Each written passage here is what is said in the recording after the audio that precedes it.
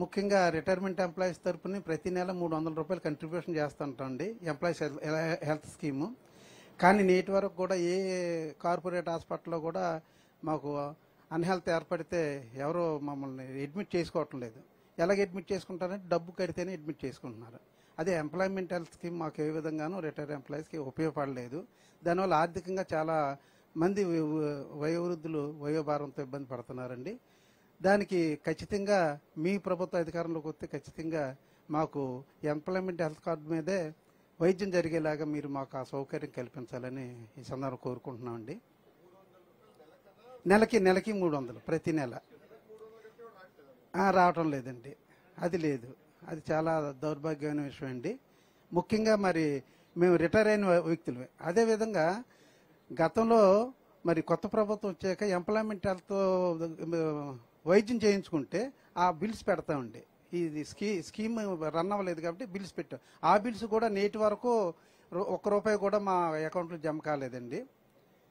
అదేవిధంగా ప్రతి పిఆర్సీలో కూడా రిటైర్మెంట్ ఎంప్లాయీస్కి గ్రాట్యుటీ ఉంటుందండి. గత ప్రభుత్వంలో రిటైర్మెంట్ ఎంప్లాయీస్ 12 లక్షల గ్రాట్యుటీ అండి.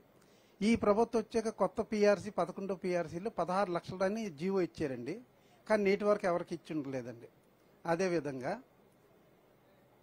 ప్రతి 6-7 మండలాలకి రిటైర్డ్ ఎంప్లాయీస్ అసోసియేషన్ ఉంటుందండి.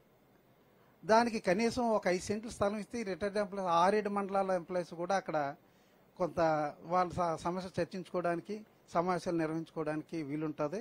మీ ప్రభుత్వం వస్తే కనీసం 5 సెంట్ల స్థలం రిటైర్డ్ ఎంప్లాయీస్ యూనియన్కి అన్ని మండలాలు అక్కర్లేదండి. 6-7 మండలాలకు ఒక కేంద్రం ఉంటుంది. ఉదాహరణకు మాకు 6-7 మండలాలకి నర్సీపట్నం మండల కేంద్రం అండి, డివిజనల్ కేంద్రం. అక్కడ అందరూ ఎంప్లాయీస్ ప్రతి సంవత్సరం రిటైర్డ్ ఎంప్లాయీస్ అసోసియేషన్ మీటింగ్ పెడతామండి. రేపు 17వ తారీఖున మీటింగ్ ఉందండి రాష్ట్ర వ్యాప్తంగా. అది ఆర్డీఓ ఆఫీసులో మీటింగ్ హాల్ అడిగామండి, అందులో పెట్టుకుంటున్నామండి. ఆ విధంగా మాకు ఆ సౌకర్యం కల్పిస్తే మాకు చాలా సాయం చేసిన వాళ్ళు అవుతారండి. Thank you sir.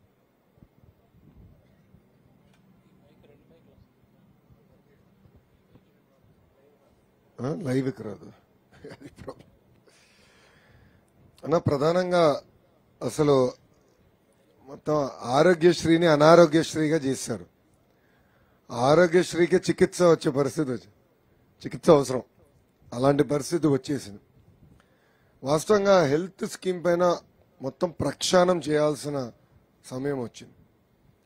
పక్క రాష్ట్రంలో అనేక మోడల్స్ జరుగుతున్నాయి. అంటే సౌత్ ఇండియా కాకుండా ఈస్ట్ ఇండియాలో కొన్ని మోడల్స్ జరుగుతున్నాయి. నేను స్టడీ చేస్తున్నా. అదేవిధంగా ఇతర దేశాల్లో కూడా కొన్ని మోడల్స్ జరుగుతున్నాయి.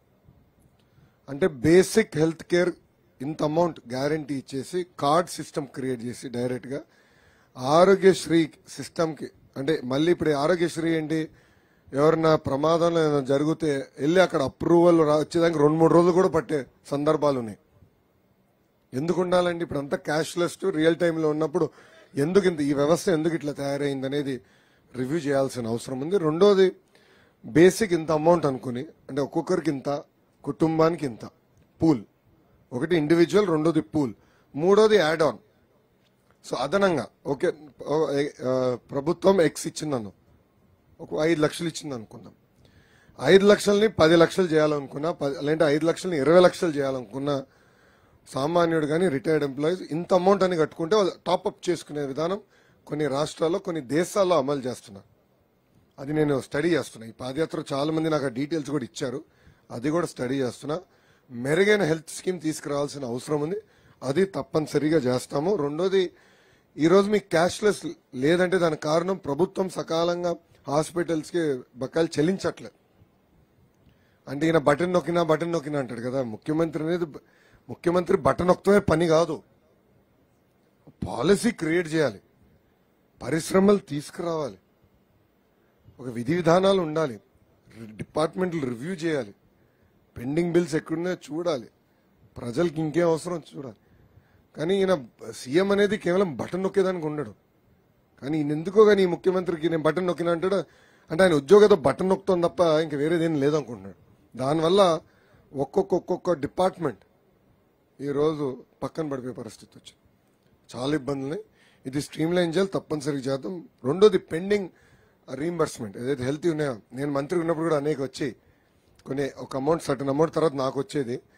అప్పుడు ఇమీడియట్ క్లియర్ చేసేవాళ్ళు. అది ఎప్పుడు మనం పెండింగ్ పెట్టుకోలే. పెండింగ్ ఏమున్నా కూడా తప్పనిసరిగా అది మనం క్లియర్ చేద్దాం. మన ప్రభుత్వం వచ్చిన తప్పనిసరిగా క్లియర్ చేద్దాం. రెండోది భవనాలు కోరారు. ఇట్స్ వెరీ స్మాల్ ఇష్యూ, అది మనం టేకప్ చేద్దాం. 2 నియోజకవర్గాలకు ఒకటినో ఎట్లా అనేది అప్పుడు మనం కూర్చుని మాట్లాడుకుని అది విల్ టేక్ ఇట్ అప్. అది పెద్ద ఖర్చు అయ్యేది కాదు, లిమిటెడ్ అమౌంట్ అయ్యేది. తప్పనిసరిగా చేద్దాం. అది అప్పుడు 175 అవసరం ఉంటుంది. దాన్ని బట్టి మనం ప్లాన్ చేసుకుని చేయొచ్చు. అది పెద్ద ఇష్యూ. Thank you.